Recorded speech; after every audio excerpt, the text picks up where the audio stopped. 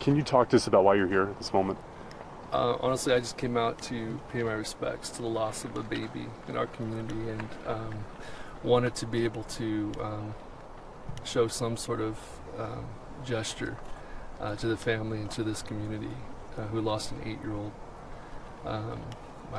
My heart's very heavy right now, and I just wanted to come out and just show my sympathy and pay my respect. And since you left your gift there, if you can talk about what that is, somebody else behind you has also dropped the gift down there as well. What does that mean? I mean, this is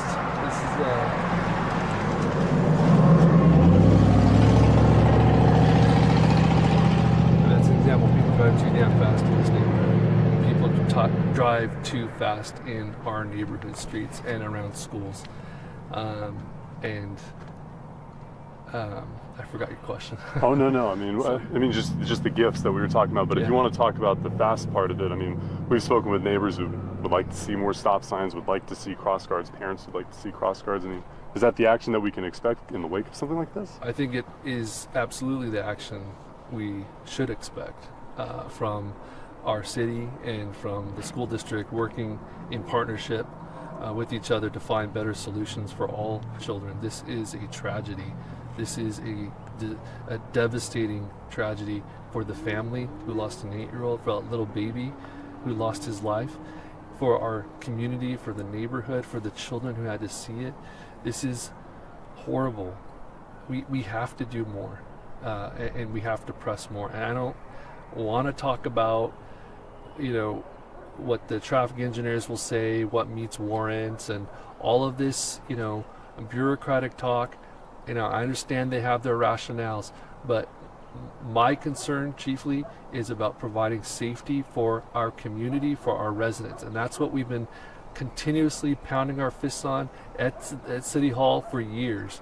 And we're making progress inch by inch, but it's not fast enough. Obviously, it's not fast enough. And this is the moment that we've all feared for quite some time. So,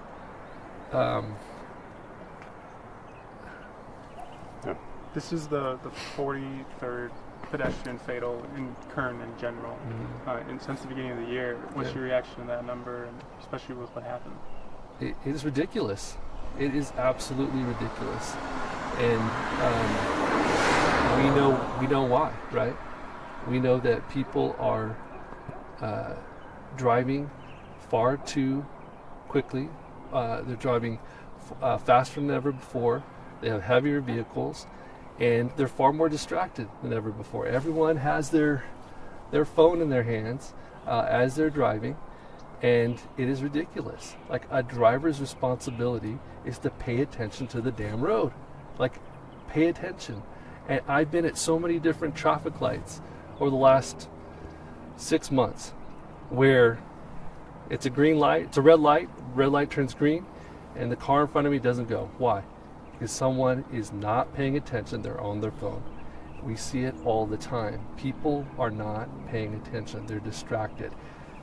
And as a result, people are dying. And so we all have a responsibility to play as we're driving, to be very vigilant, to be focused. Yeah. But, we also have to do more. That's not I don't want to mince words here. That is not to say that the city, our school district, all of us, right, in public office, we have a right, we have a responsibility, right, to make sure that our roadways are safer, in particular for young people, for our children. And it's so ironic because just a month ago at the September 11th council meeting, we brought this up. We had Jefferson Elementary students and teachers and principals who came over to the school district to talk about issues around their school. And we had been working with them for about a year, but City Hall moved slowly and didn't move as quickly as they would like. And good for them. They came to council, and we were able to move on that and work with the school, work with the district, and we got speed humps installed at that elementary school in partnership with parents, with the school administration. And at that meeting, Councilmember Freeman made a great point that we have to prioritize all of these schools and making sure that we're reducing the speed, figuring out ways that we can enhance safety for all of our students. And I couldn't agree more. I actually doubled down on that and named several schools where we've heard concerns over the years, including Roosevelt, including this school. And so our worst fear was just realized. I mean, it's very sobering. Like, this is where the BS stops. It's where, you know, like, we got to get a handle on this. We have to do more. What we're doing now is not working, and I'm hoping that this wakes everybody up. And so some of the things that we can do differently is, yes, number one is historically the city of Bakersfield has never taken responsibility for hiring crossing guards. That has always been the responsibility of the school district. We need to change that. The city of Bakersfield needs to pay for crossing guards, needs to have enhanced crossing guards in many different intersections, particularly in those neighborhoods where we're seeing a higher concentration of individuals and children who are walking to school. And we have a lot of schools that are walking schools. Number two is we need to increase the fines and penalties for those who exceed the speed limit in school zones. And we need to figure out how to do it. Because, you know, this is ridiculous that people are speeding above 25 miles an hour when there are babies who are walking these streets. So those are the two things right off the bat. And number three is put in a four-way stop. The residents are asking for it. Let's just put it in. Yes, I know it doesn't meet warrants, the MUTCD standards that traffic engineers always cite, and it's not just City of Bakersfield, it's every city in the country that always cites these national standards that are developed of when you put in a four-way stop and you conduct a traffic study and all of the stuff, yada, yada, yada. We know about it. We've heard it. We've heard the same song, and, you know, year after year. Put in a four-way stop. A child has just passed away. We recognize there's an incident. The residents are asking, put in a four-way stop. And that's what I'm going to be saying at City Hall next week. Just to follow up on the crossing guard question, I know you said you wanted to go to the city of Bakersfield as opposed to the school district because obviously it took for this to happen with calls to the school district, but most parents' first instinct is to call the school itself, and then the ones that we've talked to said they're always redirected to the school district. Should it be in the power of the city, or should it be the power of the city through the school? See that one more time? Sure. Sorry. Parents are calling the school first, not the school district, and then the schools are telling them to go to the school district. Yeah. But should they just go from the school straight to you guys? You know, this is frustrating because, you know, parents should always feel free to contact me. I mean, I will bring all of the different parties together so that we can address it, just much like we've done in other communities and other neighborhoods in order to get things done for people. But it's very frustrating when it's not clear, right? For families, they contact the neighborhood school because that's their first contact. That's the relationship that they have with the school district. If they're told to then contact the school district, it feels like we're kind of pointing fingers at each other. And so we got to just figure out how we can streamline this whole process. In fact, a few years ago, maybe 3 years ago now, I actually proposed and the City Council adopted a neighborhood traffic calming toolkit. This is a compendium of lots of different treatments or ways in which we can fix streets or improve streets so that we can actually reduce the speed of traffic in neighborhoods. We did that because of the concerns that I had been hearing for years about the speed of traffic in neighborhoods. And it doesn't matter what neighborhood. I mean, Westchester, Alta Vista, Oleander Sunset, MLK Boulevard, I mean, 4th Street. I can list you like 30 streets that we know people drive too fast on. And it's probably not even a complete list. There's probably streets all throughout the city in the same way. And so we created this neighborhood traffic handbook to actually give the power to residents so that they can look at treatments for themselves and then take it upon themselves to gather neighborhood support and bring it back to Public Works so that then we can prioritize, or Public Works can then prioritize the different neighborhoods and where to actually install those treatments, whether it be speed humps, additional stop signs, maybe some additional paint on the street, so that you can have drivers pay more attention. Those speed readers or response systems that give feedback to drivers as they are driving, letting them know that they're driving in excessive speeds or above the speed limit. All of those things are treatments in which we can install in neighborhoods, and we have been working on. It's just that there's so much area to get through, and we need everyone's support. We need everyone's help.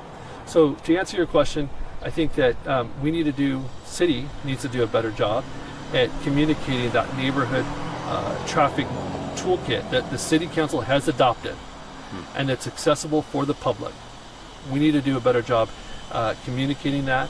We also need to do a better job at working with our schools at a very local level so that they understand what the mechanisms are. And then when it comes to crossing guards, historically, and I'm talking about for decades, the city of Bakersfield's position has always been that they don't pay for crossing guards. And as a result, the school districts have really taken up and shouldered that responsibility. Oftentimes the school districts don't want to assign a crossing guard to an area that doesn't have a crosswalk. So here we look at this intersection, there are no crosswalks. Well, we need to address this, right? We need to make sure that we paint the crosswalk. We need to get the crossing guard hired. The city ought to pitch in my opinion, and remember there's 7 council members, but in my opinion, we need to get some money to contribute to getting more crossing guards on our streets, particularly in areas where we know there's a higher density of families who are walking to and from school every day. Every single child should come home safely after school. Every single child. We've fallen short. This is an area where public safety and vital services dollars can be used. Yeah, 100%. That's exact. I mean, that is the essence of public safety and vital services initiative, and we should be funding this above many other things that we're doing in the city. Yeah, we can reallocate those dollars. We ought to reallocate those dollars. A few days ago, sorry, just one more question. Yeah. A few days ago, the city released a press release citing a Forbes data set that the city of Bakersfield was the second safest in the nation. And then a day later, this boy got hit. Do you think that that's still a fair thing to say? I guess that we are the second safest? I don't care where we rank, honestly, on Forbes. My position was, and I posted this on my own social media, is that it's not mission accomplished. We have no time to celebrate anything until we reach 0 fatalities among anyone who walks or bicycles in this city. 0 fatalities within a year. And we have not reached that goal. We're far from it. So I really don't care where we rank in the country. I really don't. I care about my people in Ward 2 and my people in the city of Bakersfield. And we got to work a lot harder to make sure that everyone is safe. And I think it's in these situations, it's easy to kind of characterize things in ways that feel like we're pointing the finger, right? There's a lot of good people in public works. I want to make sure I say that. There are a lot of people who are working very hard in our streets division, in our traffic division. They're heartbroken from this as well, and they want to look for ways in which that they can improve their practices and our processes so that we can enhance public safety for all people in our community. So I think we're all reeling from this experience, and we're looking for ways in which we can enhance that safety. But in terms of those studies, I don't care. I don't care where we rank.